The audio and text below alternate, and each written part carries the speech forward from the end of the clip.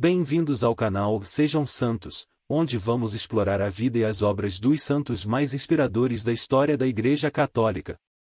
Nós vamos compartilhar suas histórias, seus ensinamentos e seus exemplos de virtudes, esperando que possam nos inspirar a viver de acordo com os ensinamentos de Cristo. Então, se você quer aprender mais sobre esses santos e descobrir como suas vidas podem ser caminhos que nos levam a Jesus Cristo para nós hoje, inscreva-se no nosso canal e deixe o seu like. Inscreva-se hoje mesmo, divulgue nosso canal a seus amigos e comunidades e nos ajude o nosso canal para que possamos alcançar mais pessoas na divulgação a conhecer mais a vida dos santos.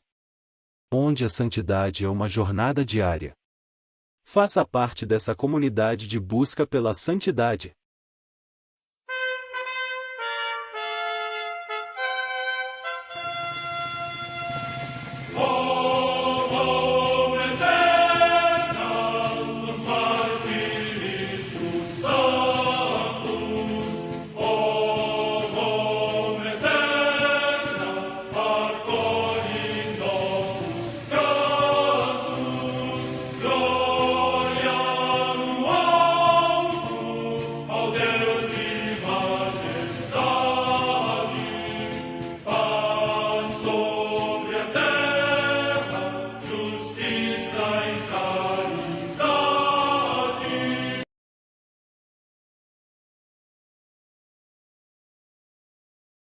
Ler a vida dos santos desperta em nós o desejo de seguir a Cristo.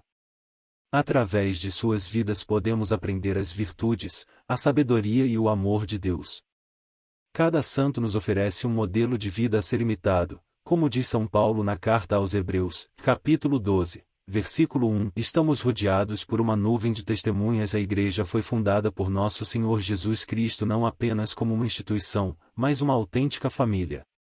Os santos mártires, confessores, doutores, as virgens, os santos pastores e todos os demais santos são realmente nossos irmãos que nos precederam no caminho da fé e já estão no céu, para onde também iremos nós, pela graça de Deus. Portanto, sede santos, assim como vosso Pai Celeste é santo. Mateus capítulo 5, versículo 48. Hoje, dia 20 de maio, celebra a Igreja a vida desse grande santo, São Bernardino de Sena. A Santa Madre Igreja celebra também nesse dia os santos. Comemoração de Santa Lídia, de Tiatira, comerciante de púrpura, que foi a primeira a acreditar no Evangelho em Filipos, na Macedônia, ao ouvir a pregação de Paulo. Em Ostia, no Lácio, região da Itália, Santa Áurea, mártir. Data da morte incerta.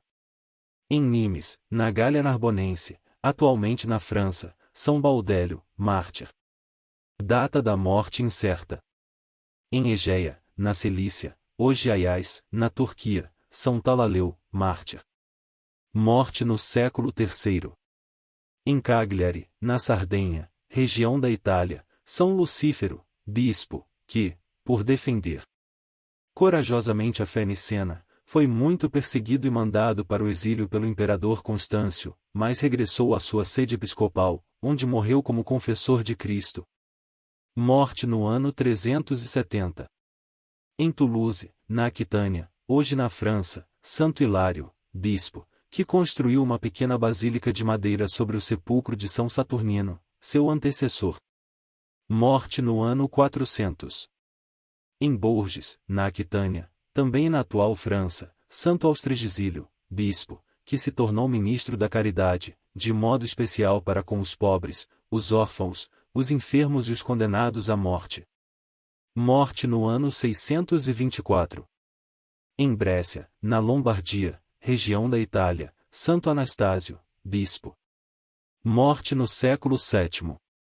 Em Pavia, também na Lombardia, São Teodoro, bispo, que padeceu o exílio durante a guerra entre os francos e os lombardos. Morte no ano 785. Em Castagneto, na Etrúria, hoje na Toscana, região da Itália, o beato Guido de Giraldesca, eremita. Morte no ano 1134. Em Perúgia, na Úmbria, também região da Itália, a beata Colomba d'Angela de Rieti, Virgem das Irmãs da Penitência de São Domingos, que promoveu a paz entre as facções em conflito na cidade. Morte no ano 1501. Em Seul, na Coreia, São Protásio Chon-kukbo, mártir, que, depois de ter abandonado a fé cristã, a abraçou de novo, professando-a no cárcere entre cruéis torturas até a morte. Morte no ano 1839. Em Seul, localidade da Holanda, a beata Josefa Tendrinas Temans, virgem, cofundadora da Congregação das Irmãs Missionárias Servas do Espírito Santo. Morte no ano 1903.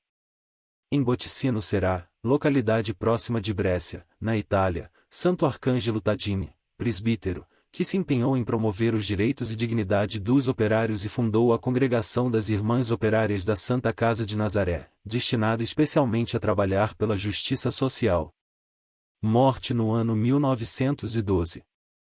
Em Milão, na Lombardia, região da Itália, o beato Luís Talamone, presbítero, que, cultivando a sua vocação de educador da juventude, exerceu o ministério com suma diligência e eficaz participação nas dificuldades sociais do seu tempo, e fundou a Congregação das Irmãs Misericordinas de São Gerardo. Morte no ano 1926. Em Valenar, no Chile, a beata Maria Crescência Pérez, Maria Angélica Pérez, virgem da Congregação das Filhas de Maria do Santíssimo do Horto. Morte no ano 1932. São Bernardino de Sena, voz para um mundo em declínio. Quando parecia ter acabado o vinho da virtude e da graça, e a cristandade, decaída, voltava-se ao paganismo, uma figura especialmente eleita se levantou, apontando para aquele que tudo pode solucionar. Pelas ruas tortuosas de Siena, um rapaz caminha. A cidade, ocupada em seus trabalhos e intrigas, não o nota. De porte mediano e varonil, semblante agradável e olhar alegre, ele tem inúmeros amigos e todos o estimam, no entanto, está só. Ao menos pensa estar só um pouco atrás, escondida entre as casas, uma senhora segue seus passos. Sua fisionomia contrasta com a do jovem, pois anda apreensiva, como se estivesse prestes a se deparar com algo indesejável. Sim, Tobia estava preocupada. Amava aquele rapaz como a um filho. Embora fossem primos, uma grande diferença de idade os separava, e ela o vira crescer. Filho da nobre família dos Albizechi, Bernardino perderá a mãe antes dos 3 anos, e nem completará os 6, o pai também, ficando entregue aos cuidados de suas 3 tias Diana, Pia e Bartolomé e da prima Tobia, que dele cuidaram e o educaram com todo o esmero. Bernardino sempre fora muito recatado e suas tutoras haviam se empenhado para que o ambiente no qual transcorreu sua infância não lhe manchasse a inocência. O menino correspondeu a esse desvelo, e à piedade natural se acrescentou a virtude. Entretanto, o tempo tinha passado e Bernardino tornara-se moço. Suas tias e Tobia temiam por ele. Muito alertaram sobre os perigos do pecado e as más tendências que, ao longo dos séculos, perverteram os jovens.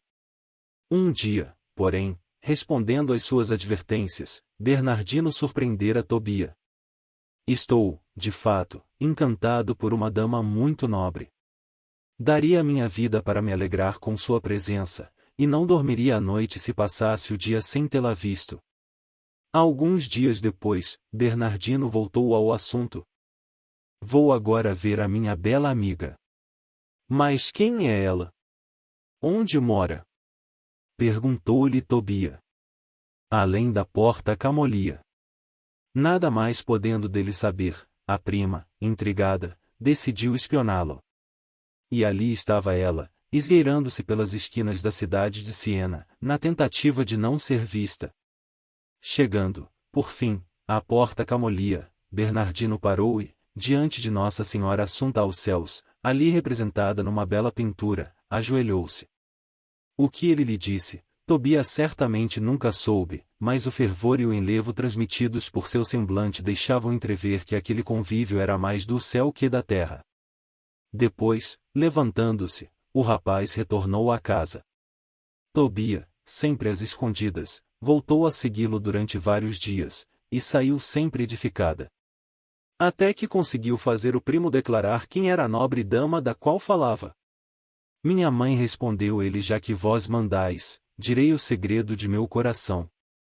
Estou apaixonado pela bem-aventurada Virgem Maria, Mãe de Deus, sempre amei, por ela tenho abrasado o coração e a ela é que desejo ver. Ela queria eu fixar para sempre o meu olhar com a veneração que lhe é devida. A aurora de uma vida sob o auspício da Mãe de Deus. Nossa Senhora e o Menino com São Bernardino, por Rutilio Manetti.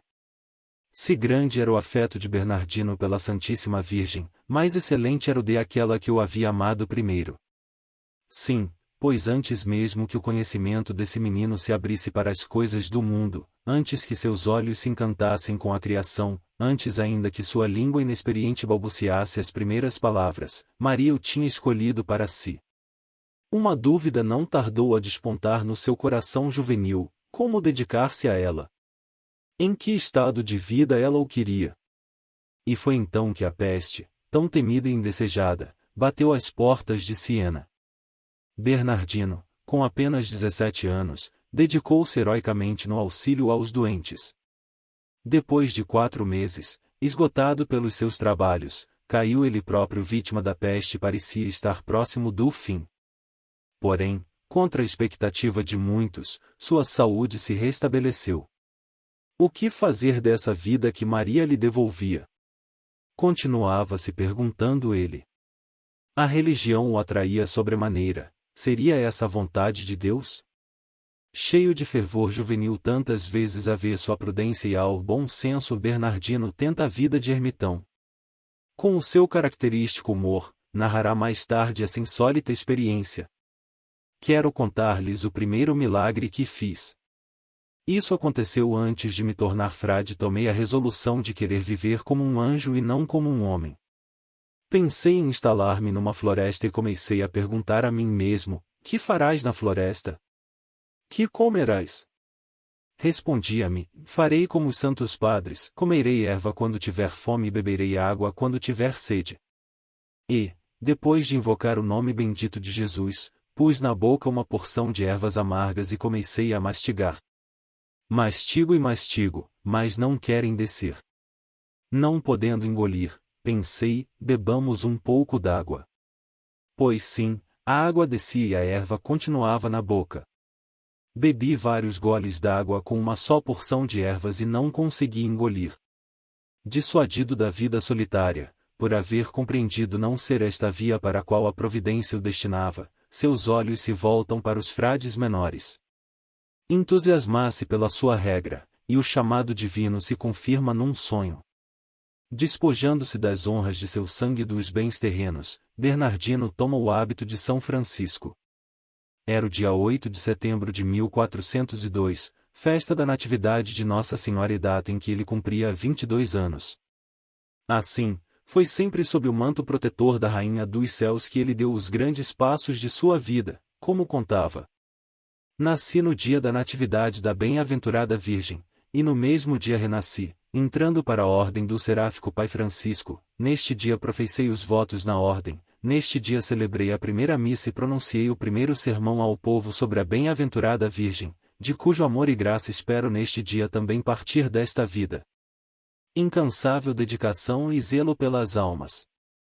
Em certa ocasião, o jovem franciscano foi assistir a uma pregação de São Vicente Ferrer, cujas palavras sacudiam as multidões, apontando a modorra e o paganismo em que a cristandade se afundava. No dia anterior, Bernardino conversara pessoalmente com o dominicano, saindo cheio de gratidão e consolo. E São Vicente, discernindo o chamado de seu interlocutor, previu durante o sermão o futuro que o esperava. Ó meus filhos, está nesta reunião um religioso da ordem dos frades menores, que, em breve, será um homem ilustre em toda a Itália. Sua palavra e seus exemplos hão de produzir grandes frutos entre o povo cristão. Exorto-vos, pois, a render graças a Deus. Roguemos-lhe, todos juntos, que cumpra o que me revelou. Algum tempo se passaria até a profecia realizar-se. Por muitos anos, Bernardino se escondeu nas brumas do anonimato. No silêncio do convento, ele subiu os degraus da virtude do conhecimento, para depois, sobre o púlpito, transmitir não apenas a doutrina, mas irradiar a santidade. E era por ela movidas que as multidões concorrebante ad ecclesias instar formicarum, acorriam às igrejas como formigas. Seu zelo incansável vai edificar e converter multidões na Itália, imersa então no neopaganismo renascentista. De 1419 a 1422, sua voz ecoa na Lombardia, acentuadamente em Bérgamo, Como, Mantua, Cremona, Placência e Brécia. Em cada cidade, detém-se algumas semanas, para logo buscar, a pé, na cidade vizinha, almas a quem fazer o bem. Método vivo e original de mover os corações. No púlpito, sua genialidade e virtude se unem para atrair os pecadores à amizade com Deus. Conta-se, por exemplo, que chegando à cidade de Perúgia, na Úmbria, encontrou um povo indiferente aos assuntos da fé, afeito a contínuas e ferozes guerras intestinas. Embora muitos comparecessem às pregações, Frei Bernardino não se dava por satisfeito. Um dia, perante o público reunido, anunciou: Caros habitantes de Perúgia, em pouco tempo eu lhes mostrarei o diabo.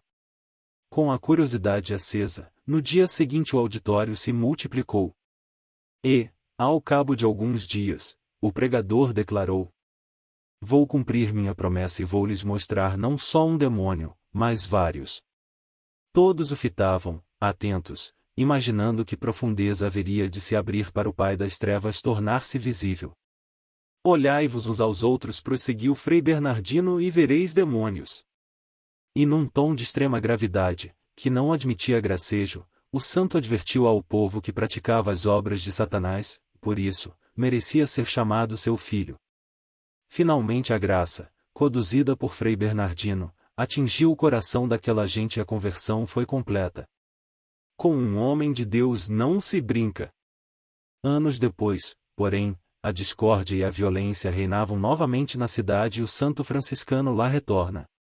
Deus viu vossas dissensões, que ele detesta, disse, subindo ao púlpito, e me mandou a vós, como seu anjo, para falar aos homens de boa vontade. 4 sermões se seguem, e Bernardino luta para reconciliar aquelas almas.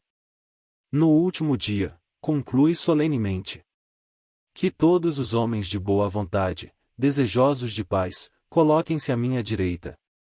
O povo, comovido, deslocou-se em massa para a direita do santo. Todos, exceto um que, desafiante, conservou-se sozinho com sua família à esquerda. Então, o humilde franciscano mostra que o seu zelo também o transformava, na necessidade, em implacável juiz. Este sozinho disse ao infeliz obstinado em teu erro: Eu te exorto, em nome de Deus, uma vez mais, a perdoar aos outros, de coração, o que possam ter feito contra ti tua família. Se não me escutares, podes estar certo de que não voltarás vivo para casa. Ora, com um homem de Deus não se brinca. Aquele desgraçado não desistiu de sua má conduta e, apenas chegando a casa, morreu, sem receber os sacramentos da igreja. Ao nome de Jesus, todo joelho se dobrará até na renascença. Muitos dos sermões de São Bernardino se conservaram para a posteridade. Em estilo fácil, atraentes, repletos de metáforas e exemplos, permitem reconstituir o ambiente que em torno dele se criava e, de certa forma, sentir a graça que sobre ele pairava. Sermões que foram palco de uma grande batalha, à qual o santo franciscano se dedicaria de corpo e alma. De fato, ao passarmos as páginas que compõem a história de São Bernardino, não podemos desconsiderar a difícil conjuntura na qual se encontrava o mundo, e como a humanidade tomava um rumo completamente oposto ao que a Igreja lhe indicara ao longo dos séculos. Dando as costas ao sangue que os redimira e inebriando-se com as coisas da terra a ponto de esquecerem-se do céu, os homens voltavam a embriagar-se com o vinho velho do paganismo. Era brilhante, mas em tantos aspectos reprovável, renascença que chegava. Expulsava-se Deus de seu trono, e em seu lugar o homem se sentava. Os frutos de tal inversão de valores não se fizeram esperar e discórdias e guerras, imoralidades e desvarios passaram a formar parte do cotidiano. Faltava alguém que, como Nossa Senhora nas bodas de Caná, indicasse à humanidade: fazei tudo o que ele vos disser, e a reconduzisse a Jesus. Foi este o papel verdadeiramente marial de São Bernardino. Por exemplo, reinava grande desavença política entre os habitantes de Veneza, como, aliás, em muitas outras cidades da Península Itálica. As casas eram identificadas por um azulejo com o nome ou as armas da família, o qual indicava também o partido dos moradores. Quando Frei Bernardino por lá passou, seu coração inflamado proclamou a todos o nome de Cristo, e os venezianos, comovidos, trocaram as marcas da discórdia por um azulejo com o santíssimo nome de Jesus. E assim, percorrendo as cidades, Frei Bernardino deixava atrás de si o nome de Jesus marcado nos lares, e sobretudo, gravado nos corações. Acusado de heresia, não podia ficar inativo o antigo inimigo enquanto o santo franciscano lhe arrancava das mãos tantas almas. E eis que, em Roma, Frei Bernardino é acusado de heresia. Heresia? Sim, pois houve quem quisesse enxergar aspectos de idolatria na sua forma de venerar o nome de Jesus. São Bernardino de Sena e São João de Capistrano, por Alonso Cano. O Papa Martinho V convoca o ilustre pregador para apresentar explicações na Cidade Eterna. O momento é de grande comoção, sobretudo para os católicos italianos, que tanto tinham recebido de Frei Bernardino. Todos parecem temer, menos ele. Muitos que antes o aplaudiam, agora o ultrajam. Um dia, ao verem com admiração como, após receber grandes insultos, ele se recolhia para estudar calmamente em sua cela, respondeu: cada vez que entro em minha cela, todas as injúrias ficam do lado de fora, nenhum ultraje se atreve a entrar comigo, de modo que não me causam nem empecilho, nem desgosto. Para defender a honra do mestre ofendido, um discípulo seu, também renomado pregador, comparece à Cidade Eterna, portando um extensivo estandarte no qual se lê o nome de Jesus. Trata-se do audacioso capuchinho São João de Capistrano. Finalmente, ambos comparecem diante do pontífice e procede-se a um debate entre eles e os opositores. A vitória de Bernardino, ou melhor, de Jesus, é completa. O Papa, em reparação, ordena uma procissão em honra de seu santíssimo nome, que a partir de então passa a figurar no alto das igrejas e no cimo dos telhados, também em Roma. Últimos esforços, dedicação inteira. Mesmo sentindo-se já próximo de seu fim, Frei Bernardino não descansa. Pelo contrário, sedento de almas, vai à busca daquelas que sua caridade ainda não lograra alcançar, e aos que disso procuravam dissuadi-lo, responde: não ignoro que estou velho e pouco apto a suportar o cansaço, porém, o amor que me urde, obriga-me, enquanto puder mexer a língua, a nunca deixar de anunciar a palavra de Deus, a exortar as populações, e para esta obra, empreender viagens, mesmo que fossem em longínquas terras. O amor que me urde, obriga-me, enquanto puder mexer a língua, a nunca deixar de anunciar a palavra de Deus. O reino de Nápoles é o seu próximo destino. Em 30 de abril de 1444, ele deixa Siena secretamente. No caminho, despede-se da velha cidade de Perugia, de onde parte para visitar por última vez o convento de Santa Maria dos Anjos, em Assis. Em Spoleto, suas forças começam a faltar. Quando atinge a Citaducale, na fronteira com o reino napolitano, Bernardino sobe pela última vez a um púlpito. Em Áquila, é obrigado a repousar no mosteiro franciscano. E então, com 64 anos de idade, dos quais 42 enquanto religioso e, no mínimo, 20 como pregador, Frei Bernardino entrega sua bela alma a Deus. Quisera ele morrer na festa da Natividade ou da Assunção, mas Jesus lhe pedirá a renúncia a esse santo desejo. Era a véspera da ascensão do Senhor. De certo, no céu Bernardino dizia a Deus as palavras que seus irmãos cantavam piedosamente na capela ao render-lhe as últimas homenagens: meu Pai, tornei teu nome conhecido aos homens que me deste, e agora rogo por eles, não pelo mundo, pois venho a ti. Aleluia! Oremos. Senhor Jesus é a maior e melhor opção de vida. Obrigado pela vida de São Bernardino, que contribuiu para que a fé cristã se espalhasse por toda a terra. Amém. São Bernardino de Sena, rogai por nós.